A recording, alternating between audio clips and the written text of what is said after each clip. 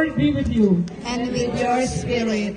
Almighty ever-living God, who have restored us to life by the blessed death and resurrection of your Christ, preserve in us the work of your mercy, that by partaking of this mystery, we may have a life unceasing devoted to you, through Christ our Lord.